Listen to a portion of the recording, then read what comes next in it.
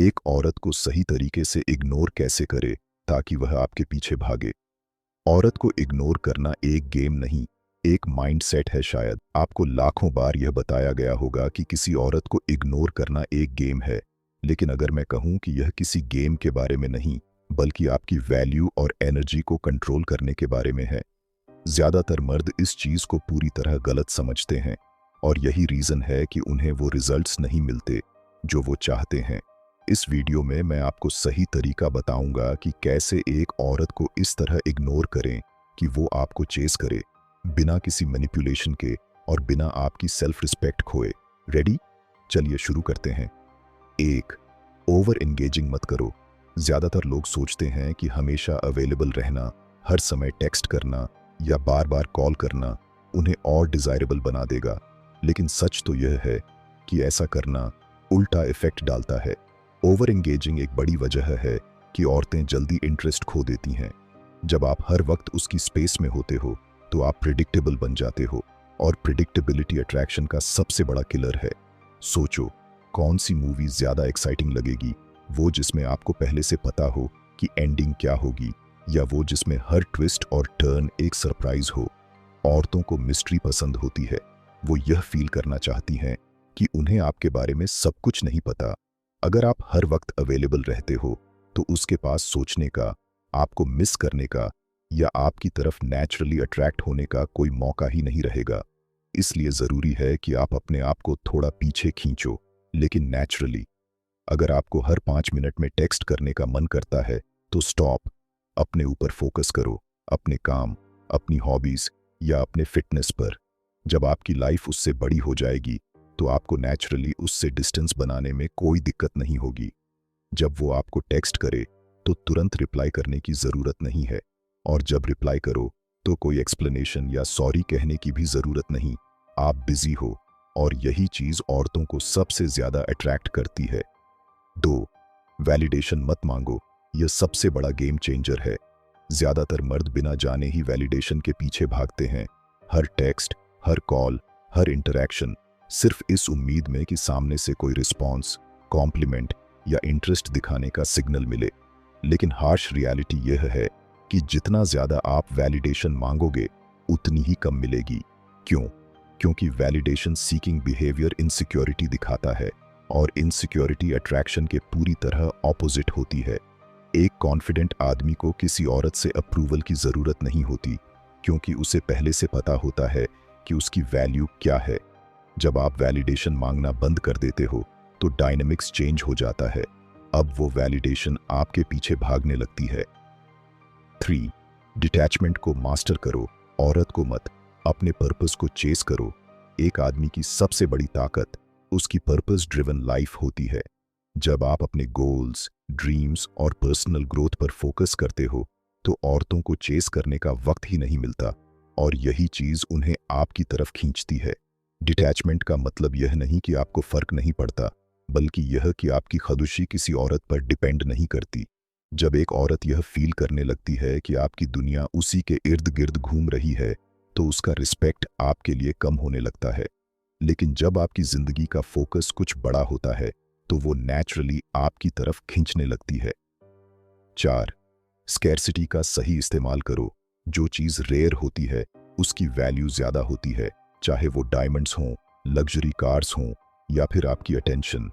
अगर आप हमेशा अवेलेबल रहते हो, हर समय टेक्स्ट करते हो, तो आपकी वैल्यू कम हो जाती है। इसलिए अपनी अवेलेबिलिटी को कंट्रोल करो।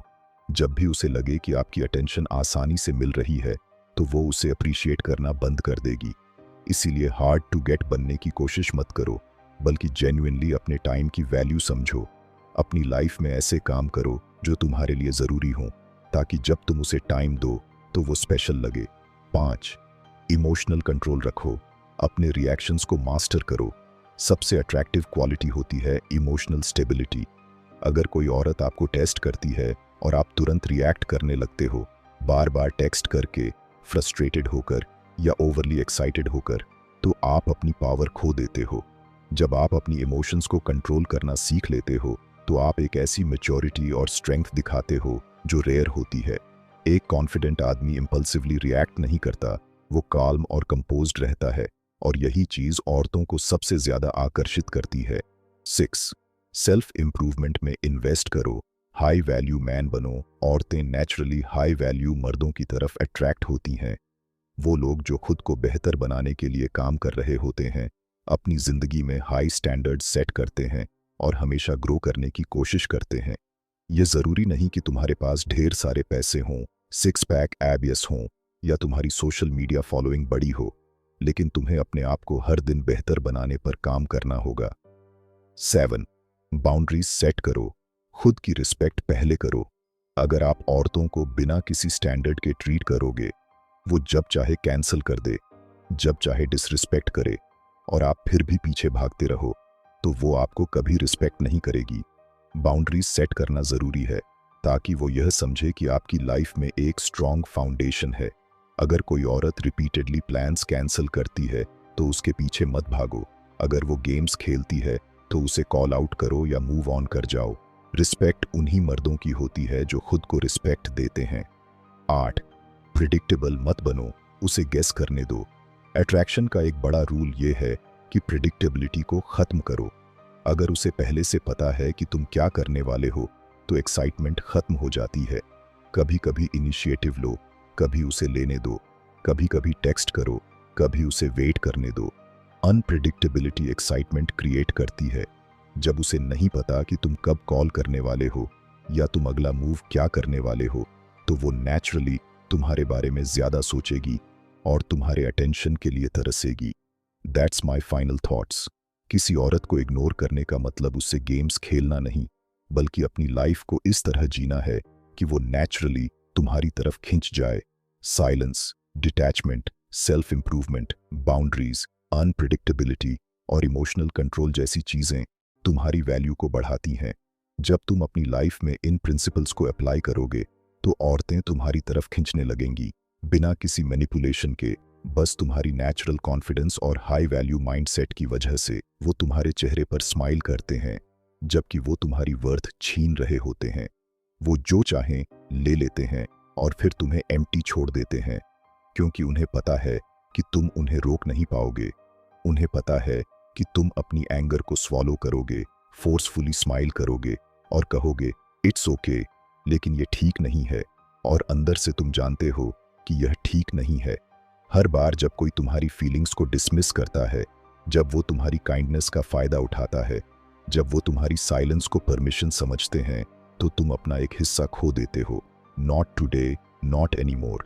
ऐसा एक मोमेंट आता है जब एक पर्सन को डिसाइड करना होता है कि वो वीकनेस की चेन्स में बंद रहेगा या सेल्फ रिस्पेक्ट की अनटचेबल फोर्स में उठेगा, और वो मोमेंट अब है। दुनिया वही वैल्यू करती है जो फर्म खड़ा होता है, जो अपनी प्रेजेंस का कमांड करता है, जो ट्रैम्पल होने से मना करता है। अगर तुम उन्हें अलाउ करोगे तो वो तुम्हें ड्रेन कर देंगे, कंज्यूम करेंगे और बिना सेकंड थॉट के तुम्हें डिस्कार्ड कर देंगे। लेकिन एक एंशिएंट पाथ है जो सफरिंग को पावर में और साइलेंस को अनशेकेबल अथॉरिटी में बदल देता है। हिस्ट्री के greatest minds Marcus Aurelius, Seneca, Epictetus ने यह पाथ फॉलो किया। उन्होंने कोई आवाज नहीं उठाई, वो भीख नहीं मांगे, बस वो कुछ ऐसा बन गए जो अनडिनाएबल था। और अब तुम भी यही करोगे। Think about this. अगर स्टार्टिंग टुडे कोई तुम्हें मैनिपुलेट नहीं कर सके, गिल्ट ट्रिप नहीं कर सके, कंट्रोल नहीं कर सके या तुम्हें कम महसूस न करवा सके, तो क्या होगा? अगर तुम वो पावर होल्ड कर सको तो ये कोई फैंटेसी नहीं है, ये एक चॉइस है, एक शिफ्ट है। जिस तरह से तुम खुद को कैरी करते हो, बात करते हो, सोचते हो। No more chasing approval, no more bending to the will of those who don't respect you. True power dominance में नहीं, बल्कि सेल्फ मास्टरी में है। और एक बार जब तुम यह ग्रास्प करोगे तो तुम इस दुनिया में एक डिफरेंट पर्सन के रूप में चलोगे, अनशेकन, अनटचेबल, अनस्टॉपेबल।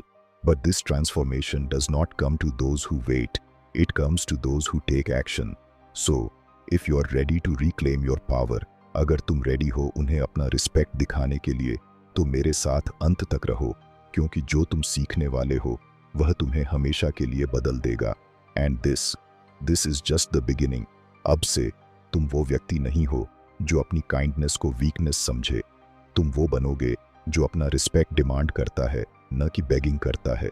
रिस्पेक्ट कभी भी उन लोगों को नहीं मिलता जो खुद को साबित करने की कोशिश करते हैं। रिस्पेक्ट आता है उस व्यक्ति से जो अपने आप में खड़ा है, जो अपनी बाउंड्रीज डिफाइन करता है और इसे किसी को क्रॉस करने की परमिशन नहीं देता। तुम्हारे शब्द अब पहले से ज्यादा प्रिसाइज होंगे और तुम्हारी प्रेजेंस तुम्हारे वर्ड्स से कहीं ज्यादा पावरफुल होगी। तुम अब सिर्फ एक्शंस से बात करोगे और तुम्हारी चुप्पी खुद में एक शक्ति बन जाएगी। This is how respect is commanded, through presence not persuasion, through silence not words, through action not argument.